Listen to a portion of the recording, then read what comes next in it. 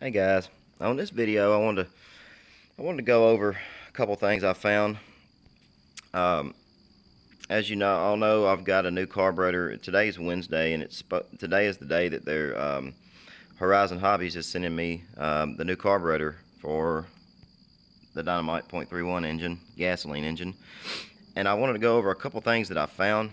I think I know what's going on with this carburetor. I'm not 100% positive, but I'm going to share what I found anyways.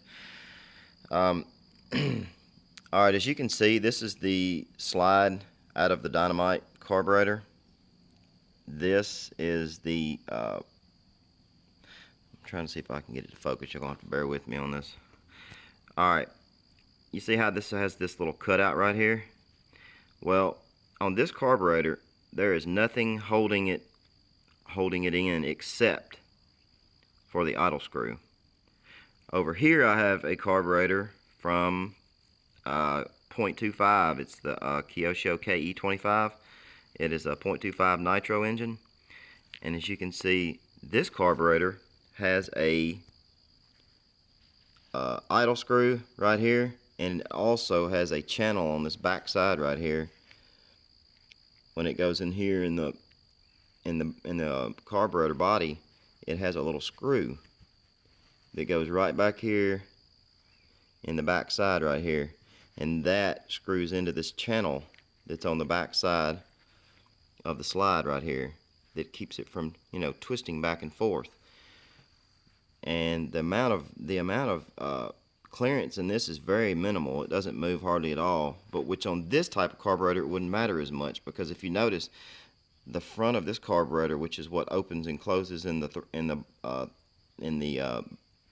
throttle body opening right here, that's what regulates, along with this needle, is what this regulates the air, the actual slide itself, and the needle regulates the fuel.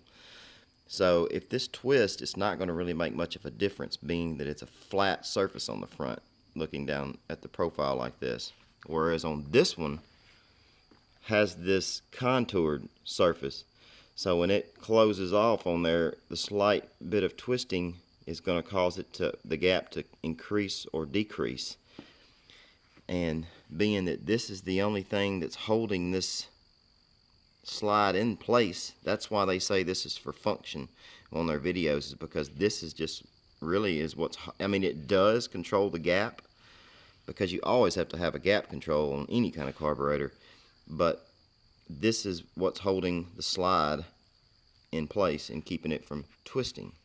And the difference, the amount of clearance between this pin and this slide here is quite a bit. It's very loose, and therefore when your linkage is pulling your carburetor in and out, it's the slightest little bit of variance right here like this is going to cause you to get a high idle, and if it happens to kick down a little bit, then your idle is going to bog down to low. And that's what I figured out, and that's what I believe the problem is, honestly.